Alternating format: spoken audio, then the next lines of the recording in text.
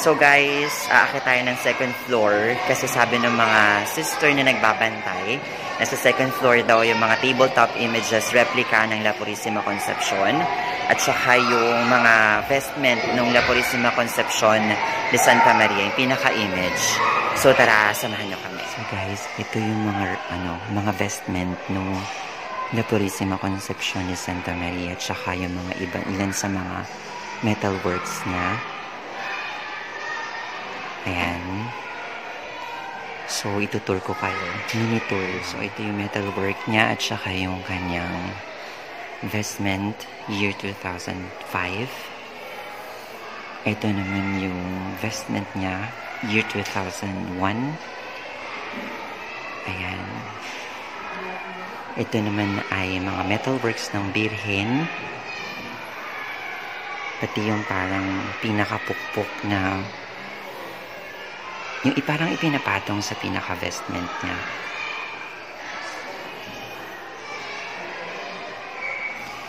Ito naman ay kanyang regala year 1973 guys. Year 1973. Wow. Ito naman ay regalia niya noong taong 1987. Wow. 1987. Grabe. Ito naman guys yung kanyang silver regalia taong 2016. Ayan, silver frontal and sleeves. Ito siya.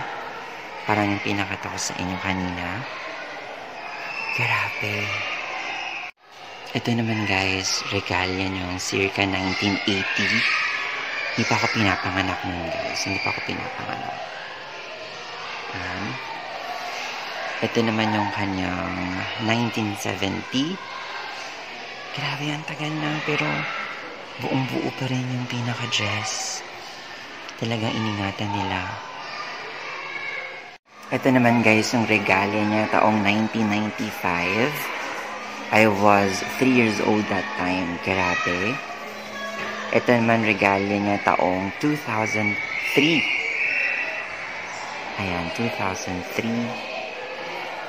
And may mga kasama yung metalworks. Guys, makikita niyo naman dito ngayon yung crown na ginamit ng Episcopal coronation niya taong 2018. Silver siya. Grabe, ang ganda din. And of course, again, yung sleeves and frontal niya na metalworks. Ito naman guys, vestment niya taong 1970.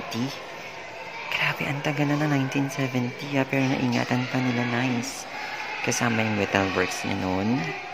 And next naman ay yung 1965.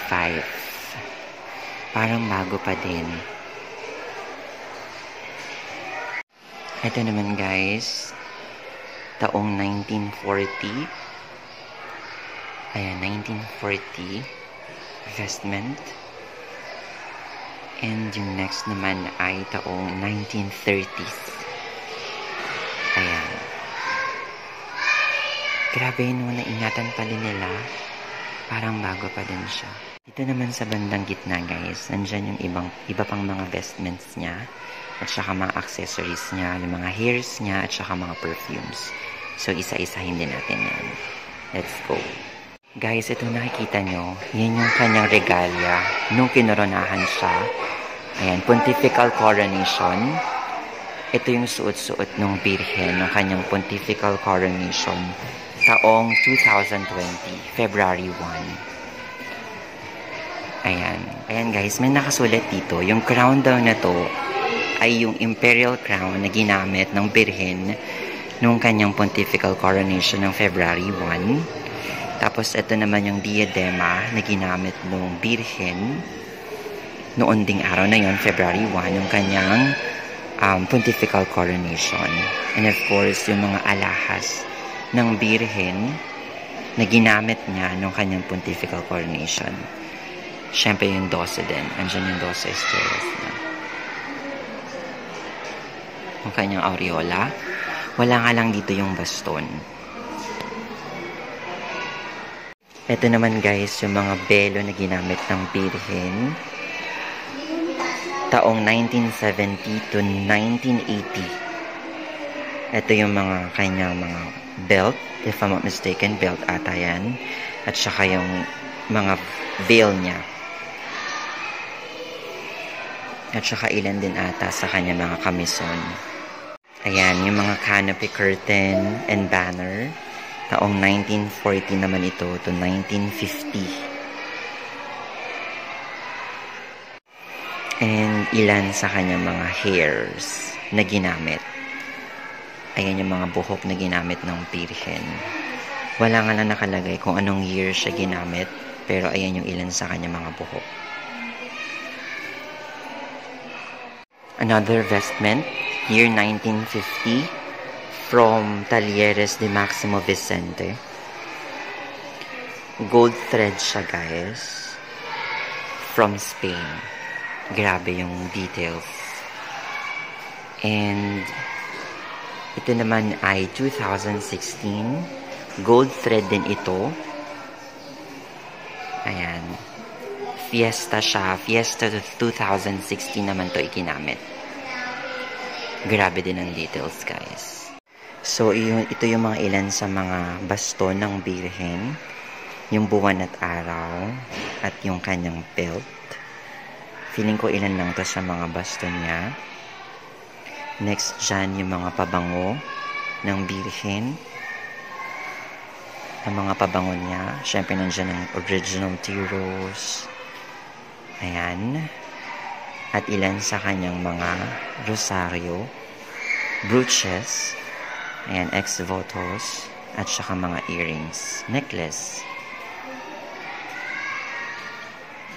So guys, makikita nyo naman ngayon ang isa sa mga original frontal dress ng mahal na Birheng Maria from Talleres Maximo Vicente noong taong 1940.